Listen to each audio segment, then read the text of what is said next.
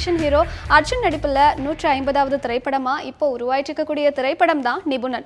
இந்த திரைப்படத்தை பற்றி ரீசெண்டாக அர்ஜுன் ஒரு இன்டர்வியூ கொடுத்துருக்காரு. அந்த இன்டர்வியூவை இப்போ நம்ம பார்க்கலாம். 150th மூவி இந்த ஸ்கிரிப்ட் நீங்கள் சூஸ் பண்ணதுக்கான காரணம் என்ன? இதில் உங்களை இன்ஸ்பயர் பண்ண விஷயம் என்னன்னு?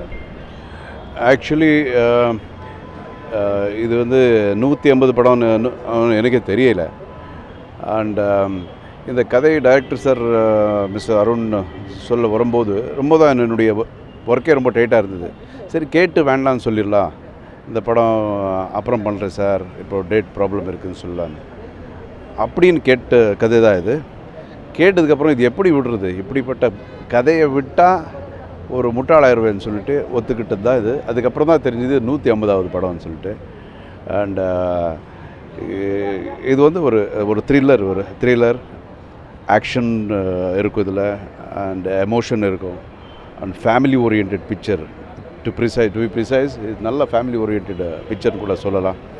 அண்ட் எல்லா கலவை இருக்கிற ஒரு ரேர் காம்பினேஷன் இருக்கிற ஒரு படம். அதே மாதிரி பார்த்தீங்கன்னா வரலட்சுமி அண்ட் பிரசன்னா இவங்கெல்லாம் இருக்காங்க. இந்த டீமோட ஒர்க் பண்ண எக்ஸ்பீரியன்ஸ் பற்றி சொல்லுங்கள். மிஸ்டர் பிரசன்னா அப்புறம் வரலட்சுமி இவங்க 2 பேர் கூட ஒரு வைட்டல் ரோல் இந்த படத்தில் என் கூடவே பண்ணுறாங்க. நான் இதில் ஒரு போலீஸ் ஆஃபீஸராக நடிக்கிறேன். என் கூட இருக்கிற சபார்டினேட் ஆஃபீஸர்ஸ் மாதிரி அவங்க பண்ணுறாங்க. பிரசன்னா வந்து ஒரு காமெடி கலந்த ஒரு ஆஃபீஸர் மாதிரி கூட. வண்டர்ஃபுல், நல்லா ஒரு யங் டீமோட ஒர்க் பண்ணும்போது ரொம்ப நல்லா இருந்தது. படம் ரிலீஸ் டேட் எப்போ, அதாவது ஆடியன்ஸ்க்கு நிபுணன்னா என்ன ஒரு வார்த்தையில் சொன்னா என்ன சொல்ல விரும்புகிறேன்? நிபுணன் வில் ராக் 100%. இது என்னுடைய டைரக்டர். வணக்கம். சார் சொன்ன மாதிரி இந்த படம் வந்து ஒரு ஆக்ஷன் கலந்த சென்டிமெண்ட்ஸும் இருக்கிற அதே சமயத்தில் ஒரு த்ரில்லர் படமாக இருக்கும். அண்ட் சாரோட ஒர்க் பண்ணுறது வந்து ஒரு சந்தோஷமான விஷயம். அண்ட் அவரே ஒரு ரைட்டர் டைரக்டர், பட் இருந்தாலும் அவர் வந்து always listens to director. And it was a fantastic experience working with Arjun sir.